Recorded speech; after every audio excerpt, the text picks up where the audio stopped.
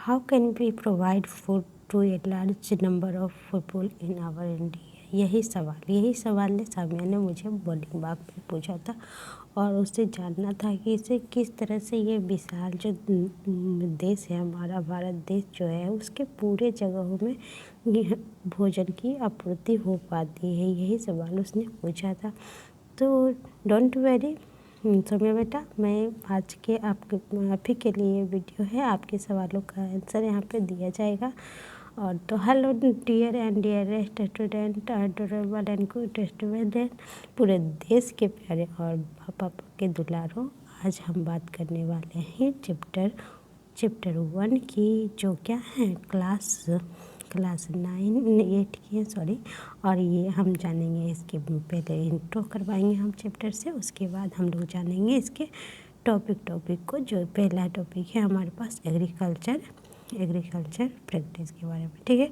तो इसके बारे में हम जानेंगे। चलिए स्टार्ट करते हैं। आप वीडियो के अंदर हम चले जाते हैं। तो पहला, एक मिनट, हाँ, तो यहाँ देखिए, तो यहाँ पर क्या है, तो हम बात कर लेते हैं इसके बारे में, एग्रीकल्चर प्रैक्टिस के बारे में। तो कहते हैं कि जब समय ने ये सवाल किया कि हमें क्या होता है, किस तरह से हम ये पूरे देश में ये भोजन हो पाया था, ठीक है।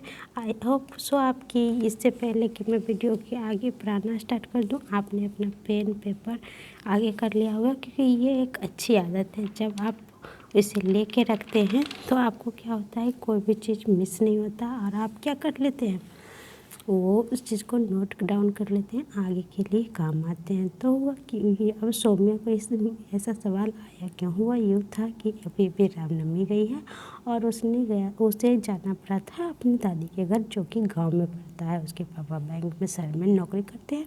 तो उसने गया, वहाँ पे उनके दादाजी के बहुत सारे खेत थे, तो उसके इक्विपमेंट बहुत सारे घर में पड़े होते, खुरपी कुदारी वगैरह सब होता है। तो उसने उसे देखा, उसके मन में ये सवाल जागा कि वो किस तरह से इसका उपयोग किया जाता है। तो इसके लिए उसने क्या किया, उससे सवाल किए। लेकिन उनकी दादी आ गई। होता ना बेटा, कभी कभी आपको लाड प्यार ज़्यादा होता, और उससे मिल गया लड्डू, मोतीचूर के लड्डू, और उसके सवाल क्या हो गए, गायब हो गए मन से। और फिर सुबह उनके पापा को बाहर जाना था, मतलब आना था शहर बैंक में जॉब करने के लिए।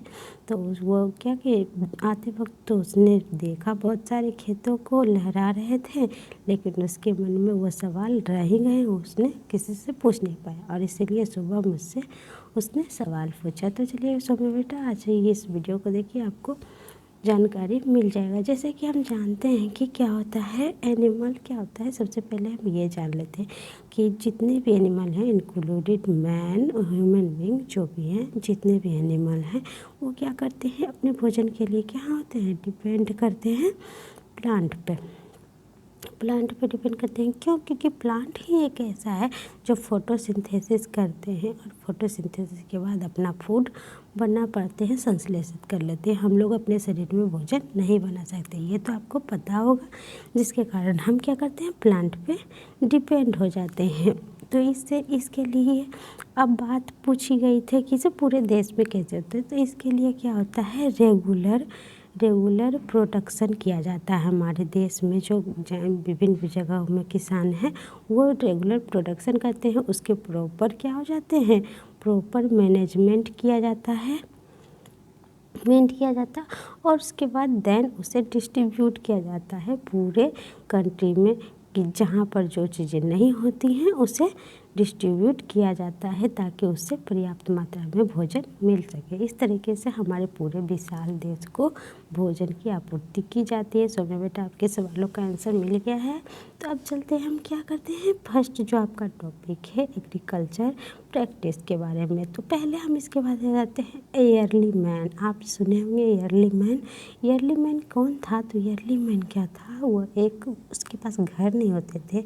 आज से लगभग 10,000 वर्ष पूर्व की बात है। तो ये उसके पास क्या होता था, घर नहीं होता है, इसे आप लिख सकते हैं 10,000 BCE। ठीक है, तो इससे पहले की बात थी, तो इसके पास क्या था, न तो फूड था और ना ही क्या था, शेल्टर थे। तो क्या होता था, ये क्या करते थे, इसकी तलाश में यहाँ वहाँ रहते थे, क्योंकि शेल्टर नहीं थे तो एक जगह नहीं रहते थे और भोजन की तलाश करते थे। अब ये भोजन करते क्या थे, तो ये क्या करते थे, रॉ जो आपके भोज थे, ये फ्रूट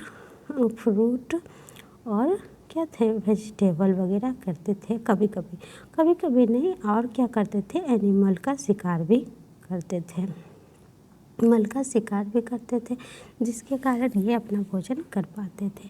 अब इन्होंने कुछ दिनों के बाद क्या देखा कि चावल उग रहे थे खेतों में, तो उससे जाना, फिर उनको पता चला कि चावल के एक दानों को मिट्टी के अंदर बोया जाता है, तो उससे क्या होते हैं, प्लांट निकलते हैं, जिसमें उसी के तरह क्या हो जाते हैं, चावल और भी बनाया जाता है। तो उन्होंने कल्टीवेट किया और इस तरह से एग्रीकल्चर का क्या हुआ, जन्म हुआ। तो इस तरह से हम लोग एग्रीकल्चर सीख गए। अब एग्रीकल्चर क्या होता है, अब बात हो जाए एग्रीकल्चर की, सबसे जो टॉपिक है पहला होता है वो है क्रॉप। आपको एग्रीकल्चर समझ में आ गया। एग्रीकल्चर का जो पहला टॉपिक है वो है क्रॉप। पहले क्रॉप के बारे में समझते हैं, जिसे हम फसल कहते हैं। अब ये फसल क्या है, कौन सी चिड़िया है, तो इसके लिए क्या रहता है, कहता है कि वेन सम प्लांट, कुछ जो पौधे हैं वो क्या होंगे, ये देखिए आपके पास ये खेत है, तो एक ही तरह के खेतों में क्या हो जाएंगे, एक ही प्रकार के लार्ज नंबर में जब इसे हम उगाएंगे एक ही एरिया में, इसे सब कुछ देंगे, मतलब खाद, मिट्टी, पानी वगैरह सब देंगे और इसे उगाया जाएगा केयर के साथ, तो इसे हम कहते हैं फसल। अब इसकी डिफिनेशन यदि आप लिखना चाहते हैं तो क्या होगा, वेन प्लांट क्या है, when plant the same kind of cultivate at one place on large scale, it is called क्या, क्रॉप। तो जब हम, इसका मतलब है कि जब हम किसी खास एक बड़ी मात्रा में क्या करते हैं, एक ही तरह के प्लांट को उगाते हैं, तो क्या हो जाते हैं, इसे हम फसल कहते हैं। एक ही प्रकार के खास प्लांट को एक ही जगह पर बड़ी मात्रा में उगाने को हम क्या कहते हैं, क्रॉप कहते हैं। आई होप सो ये बातें समझ में आ रही होगी। अब ये क्रॉप कहलाते हैं, तो लेकिन इसके अलग अलग वैरायटी हैं, कहे जाते हैं, जिसे हम सीरियल कहते हैं, और फिर पल्सेज कहते हैं, फिर हमें वेजिटेबल्स कहते हैं, फिर हमें फ्रूट्स भी कहे जाते हैं। इसके अलावा बहुत सारी चीज़ें होते हैं। तो अब इसे अलग अलग क्यों कहा गया, तो इसे अलग करने का क्या तात्पर्य था, इसके बारे में हम जानते हैं। आपके मन में सवाल उठता होगा, अब तो ये सभी क्या है, क्रॉप ही है, वेजिटेबल हो गए, फ्रूट हो गए, सीरियल हो गए, ये सभी क्या है, क्रॉप है। तो इसे अलग अलग क्यों किया, तो इसे इसलिए अलग अलग किया जाता है क्योंकि ये अलग अलग सीजन में होते हैं, इसे अलग अलग सीजन में ग्रो किया जाता है, इसीलिए इसे क्रॉप कहा जाता है। होप इतनी बातें समझ में आ गई होगी। अब कहा जाता है कि India is a vast country, India is a vast country. तो ये वास्ट कंट्री है, तो है, बहुत बड़ी है हमारी इंडिया, लेकिन इसमें क्या है, विभिन्नताएं भी हैं, अलग अलग लोग रहते हैं, अलग अलग। आप देखे होंगे कि कहीं कहीं अलग खेती होती है और कहीं कहीं कुछ अलग होती है। तो इस तरह से हम देखते हैं, तो ये बात को हम समझते हैं क्यों मगर अलग अलग होती है। तो हमारा जो इंडिया है वो क्या होता है, अलग अलग जगहों पे अलग अलग क्या है, अलग अलग जगहों पे अलग अलग क्लाइमेट कंडीशन है। मतलब कहीं धूप ज़्यादा है, मतलब गर्मी है, कहीं पे ठंड है, बर्फबारी है, कहीं ज़्यादा बारिश है, कहीं की ह्यूमिडिटी है, कहीं का टेम्परेचर है। तो ये सभी बातें मायने रखती हैं, जिसके कारण वहाँ का क्लाइमेट बनता है। तो इसी के आधार पर हमारे पास क्या है, टू ब्रॉड क्रॉपिंग पैटर्न है। अब इसे हम एक एक करके पढ़ लेते हैं, आगे देख लेते हैं। तो ये टू ब्रॉड क्रॉपिंग पैटर्न है, तो इसे हम कहते हैं खरीफ एंड रबी क्रॉप्स, यानी खरीफ फसल और रबी क्रॉप्स। तो इसे सीजन के अनुसार डिफाइन किया जाता है, तो इसे हम देख लेते हैं आगे की ओर। तो कहता है खरीफ फसल क्या होंगे, जो खरीफ फसल होंगे वो क्या हो जाएंगे, आपके रैनी सीजन में उगाए जाते हैं। और रैनी सीजन हो जाएंगे जून से सितंबर, और ये हो जाएंगे आपके एग्जाम्पल में पैडी, माइस, सोयाबीन, ग्राउंडनट और कॉटन।